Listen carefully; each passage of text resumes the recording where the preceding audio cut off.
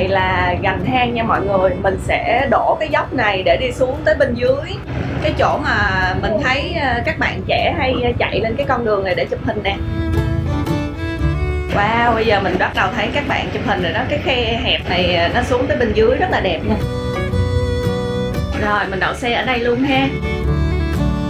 Đó, mọi người thấy giống bên nước ngoài không? Giống như mình đi tìm hiểu thám hiểm vậy đó.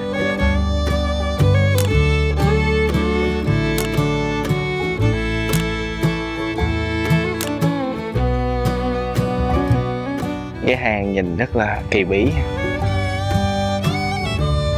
Rồi, giờ nhà mình sẽ khám phá chỗ này.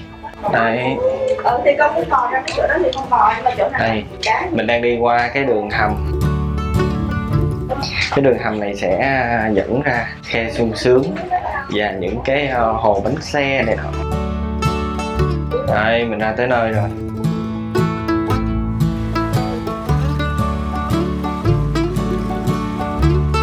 Bên kia là cột cờ ha.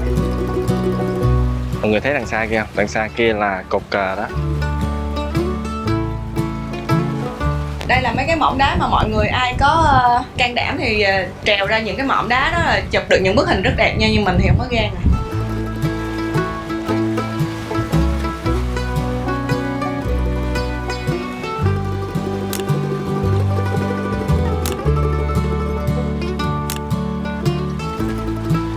Đây, bé Bin đang chụp hình check-in với lại cái cột cờ phía bên kia kìa. Đó. Đó, nhưng mà ở trên này gió lớn lắm nha mọi người, nên mọi người cũng phải cẩn thận á. Đó, trước mặt của mình là những cái mỏm hồ vô cực đó mọi người. Nếu mà ai mà có can đảm sẽ trèo xuống tới dưới bên dưới đó và leo ra tới bên đó để chụp hình luôn á. Mình sẽ đi xuống khe sung sướng, rất là treo leo nha. Mình phải dựa vào những cái đá để mình bước đi. Có mà hơi rung lắc thì mọi người thông cảm nha. Ở đây thì mình thấy nhiều người được xuống lắm, nhưng mà thực sự ra thì hình như cái đoạn hồi nãy là đoạn nguy hiểm nhất rồi. Đây, đó các bạn đang tắm. Ở đây rất là phù hợp với những ai mà yêu thích mạo hiểm. Cái này hồ bánh xe hả? Đây là hồ bánh xe mọi người ơi. Bánh xe là chú đứng đây thì không thấy. Bánh xe bên đó hả con? Đó, mọi người thấy cái bánh xe không? Cái bánh xe ở đây nhỏ thôi, nhưng mà đó là cái bánh xe đó. Còn ở ngoài kia mọi người thấy có hai bạn trẻ đang chụp hình không? Đó là hồ vô cực phải không con? Dạ. Đó, ở ngoài đó người ta gọi là hồ vô cực. Đường đi xuống là đường nào con? Xuống hồ bánh xe chú. Không, đường hồ vô cực. Chú xuống bên này nè. Nhưng mà cái khe xuống bên kia. Dạ. Đường xuống đường nào? Xuống đường bên kia là. Là mình đi vòng lên trên xuống lại. Dạ. Ok.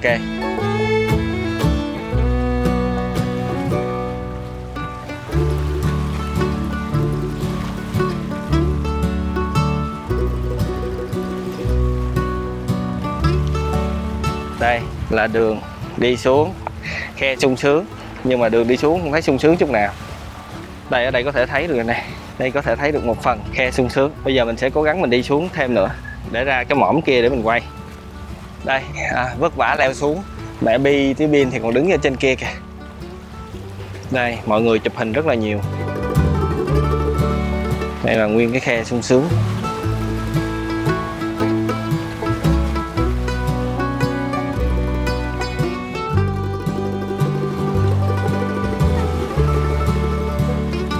Đó, rất là đẹp.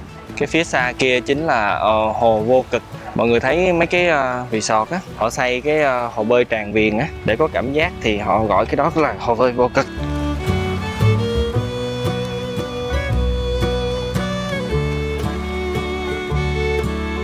Đó, có một bạn trẻ đang leo xuống. Hơi khó khăn chứ không phải giỡn đâu. Đó, mẹ Bi với Bin thì ở mức chỉ đằng kia kìa, đó nhỏ xíu. Bây giờ mình sẽ lên lại. Bạn trẻ khá là khó khăn.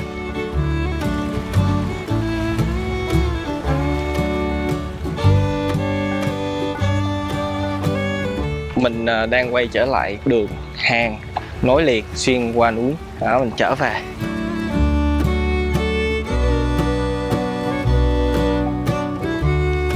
Nói chung ở đây mình có cảm giác là kỳ bí mọi người. Mình đi giống như mình khám phá ra những cái rất là độc đáo, có cảm giác mạo hiểm nữa. Mà cái kết thì rất là mãn nguyện, bởi vì mình thấy được nhiều cái cảnh quan kỳ vĩ. Gia Bình mình vừa đi khám phá khe sung sướng và hồ bánh xe, hồ vô cực xong rồi đây. Quá nóng. Mọi người phải để dành sức lực để tham quan khu này nha. Khu này cần có nhiều sức dữ lắm luôn.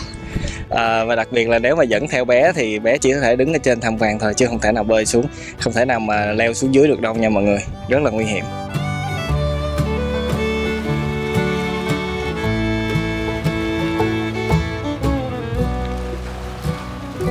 Nhà mình đang đứng ở một cái nơi rất là đặc biệt và là cái chỗ mà các bạn trẻ rất là thích. Cái này là một cái dốc nổi tiếng ở đảo Phú Quý.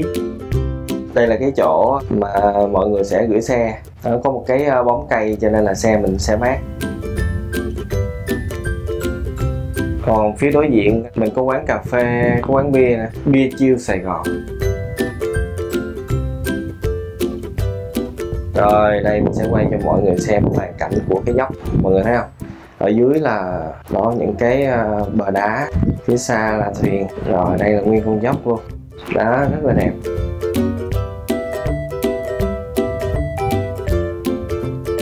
Gia đình mình đang đi xuống dưới để tìm góc chụp hình đẹp để chụp hình. Chỗ này rất là đẹp. Bây giờ là 8 giờ mấy á, nhưng mà trời rất là nắng. Cho nên mình nghĩ là ai mà muốn chụp hình ở cái dốc này nên đi sớm. Khoảng độ 7 rưỡi 8 giờ thì mình mới đứng nổi, chứ còn nếu mà 10 giờ đổ đi mình nghĩ đứng không nổi đâu. Mình đang đi xuống cái dốc, thực sự rất là đẹp. Chỗ này mọi người nên mặc những cái váy mà có những cái độ xòe cao nha, tại vì gió rất là mạnh, thì lúc mà mình chụp hình á cái dáng của mình sẽ dễ đẹp lắm, tại vì cái gió nó sẽ phất cái váy của mình bay tứ tung á.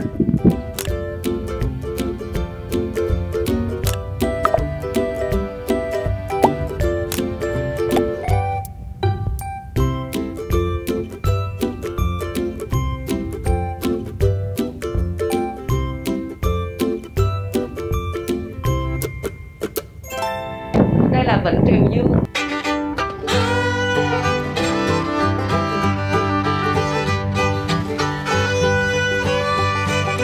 Trời ơi, nước ở cái vịnh này nó trong vắt nó xanh ngọc luôn đó mọi người.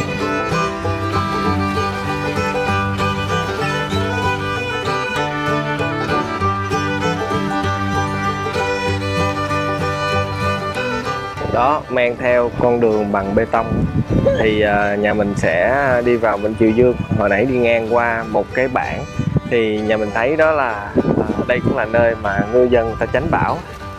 Nếu có bão thì ngư dân người ta sẽ neo đậu tàu thuyền trong đây, bởi vì đây có cái bờ bao bằng bê tông rất là cứng vững thì giúp cho người ta tránh bão. Đây là lối vào, có hai ba cái lối vào, ở ngoài kia cũng có một cái. Nước ở đây thì rất là đẹp, trong xanh. Đó, ở đây cũng đã có một số tàu người ta đậu sẵn rồi nè.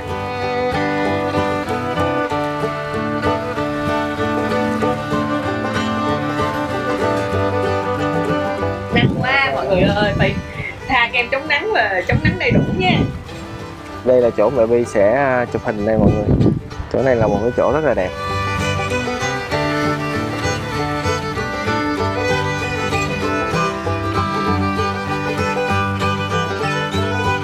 Đây, quay xong rồi, giờ chuẩn bị chụp hình nha.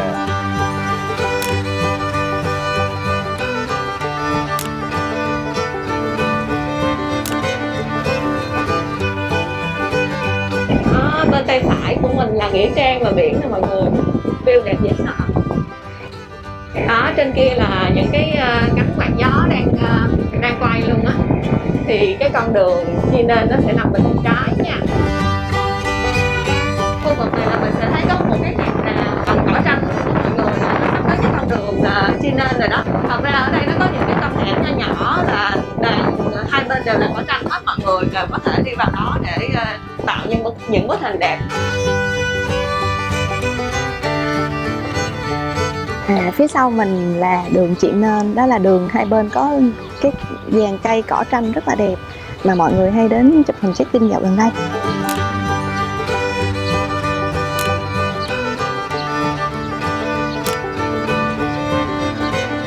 Đó, mọi người thấy đoạn này là hai bên nó đều là cỏ tranh hết nè. Đó, bố và Viên chạy xuống. Yeah. Đó, đây là lý do tại sao gọi khu vực này là Phong Điện nè mọi người. Tại vì nó nằm ngay những cái quạt gió. Nhưng mà vừa qua Nghĩa Trang mình sẽ có một cái ngã rẽ nhỏ nhỏ. Mình thấy những cái hẻm nhỏ nhỏ ở gần đây cũng rất là đẹp nha mọi người. Nếu mà có thời gian thì nên đi vào để tham quan và có những cái bức hình độc đáo hơn. Ở cái bãi biển này, những cái thuyền mà người ta chưa có đi, người ta phủ bằng một cái lớp cỏ rất là hay á mọi người, để giữ được cái thuyền cho nó đừng có bị hơi nước và nước muối ăn mòn. Nhìn rất là đẹp. Đấy, trong lúc nhà mình đi tìm hiểu, khám phá thì tìm ra được một cái đoạn bờ bao ở bên đây rất là đẹp. Đó, cho nên là ở đằng sau á, biển ở đây lại có sóng mọi người. Có ở cái vịnh nữa để có thể tắm được. Rồi, cho nên ở đây là rất là đẹp nha. Rồi bây giờ mời mọi người nhìn ngắm nha. Đây mọi người thấy mẹ Bin ngồi không? Đó, còn đây là cái đoạn bờ bao nè.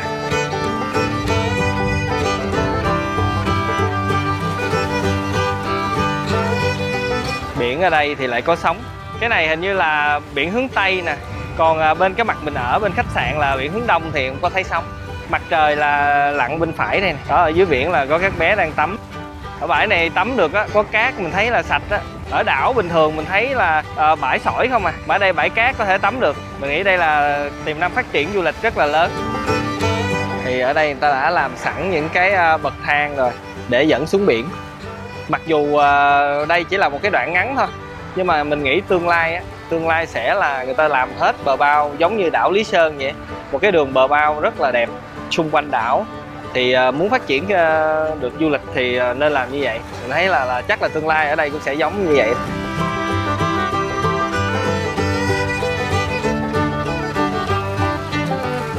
Bây giờ nha, thì mình sẽ đi khám phá một cái căn nhà gọi là Hometown Cha Cha Cha.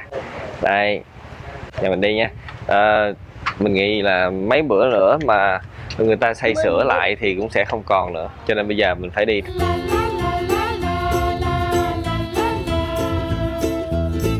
Thật ra nó chỉ là một cái góc chụp mà giống như cái phim mà Hometown Cha Cha Cha đang nổi tiếng dạo gần đây. Nó chỉ là có một cái mái nhà nhìn ra biển thôi. Và cái khu này, căn nhà này người ta đang bỏ trống, cho nên tất cả các bạn đều có thể tới chụp hình. Chứ vài hôm nữa mình nghĩ khi mà làng chài này phát triển hơn á, thì người ta sẽ sửa chữa lại thì mình sẽ không còn cái góc này nữa đâu nha mọi người.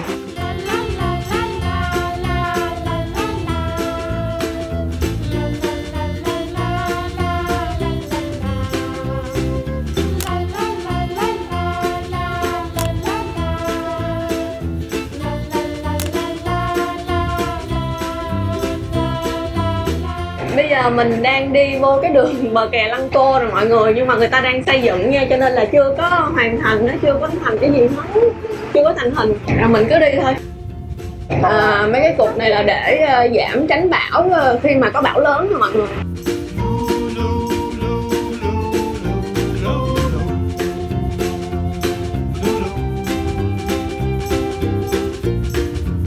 Wow, bờ kè Lăng Cô khá đẹp đó mọi người.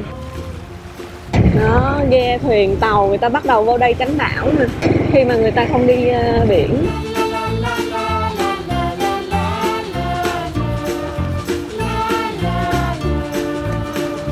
Đẹp quá. Và còn đang xây dựng rất là nhiều. Chắc là mốt là du thuyền cập cảng ở đây được luôn. Mấy cái mũi chia ra xây dựng cái mô hình này giống như là mấy cái du thuyền lớn ở bên nước ngoài. Mọi người thông cảm nha, gió khủng khiếp quá. Vậy là clip của gia đình mình với nội dung là đi đảo Phú Quý, đi chơi ở đâu đã kết thúc rồi. Mong là gia đình mình đã mang những cái thông tin bổ ích đến cho mọi người. Và Phú Quý thật là một cái nơi là du lịch rất là lý tưởng cho gia đình và cho những các bạn trẻ nha. Mọi người nên đi ngay kẻo lỡ. Còn bây giờ xin chào và hẹn gặp lại. Bye bye. Gió rung lên người luôn.